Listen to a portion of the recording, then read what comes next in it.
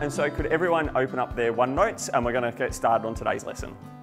At St Bede's we've got different ways of teaching. What we try to do is cater for the range of abilities in the classroom. Multiple teachers and multiple students in the same learning space, and that changes the dynamic of what our classrooms look like. But that means our technology has to work seamlessly. If you notice anything else, just chuck it up on Teams and reply to this post, and I'll try and work through it, or send me a chat. So we have a really robust orientation program here at St Bede's. We teach them some of the core tools we use, like Microsoft Teams, how to use OneNote, how to use their stylus, Adobe Creative Cloud Suite, through to developing Microsoft Forms, working with Excel and other products within the Office 365 suite. Daisy, how are you going with your project? Yeah, good. We're just doing some brainstorming now. We want students to leave St Bede's being well equipped with the types of skills that they need to make the transition to the workplace.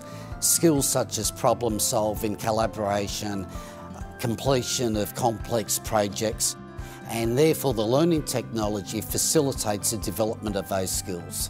Because we've gone down the path of a bring your own specified device, what we knew was as soon as remote learning happened that we had the right tools in students' hands for them to continue with their learning. I had a device that had a video camera, that had a microphone, that was 2-in-1, that all the teachers could depend on. It meant that we were spending less time worrying about the technology and more time worrying about the learning that was occurring. I know that we had some lessons where some of our parents became experts in the classroom. There was certainly a lesson where we were talking about sustainable farming, and one of our parents, who runs a small farm, jumped onto the call and actually gave her feedback, which was wonderful, something we can't do in a traditional classroom environment. I'm a visual arts teacher, and we've been really fortunate in that our students have become really savvy at using Teams in order to work on their assessment tasks and submit them. So I'm able to personalise that learning experience by checking in with students along the way, looking at their documents and where they're up to.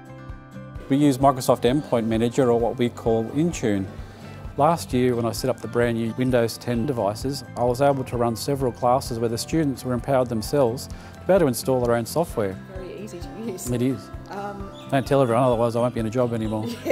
So in the early stages, we had the students involved in scoping the project to select the devices for this year.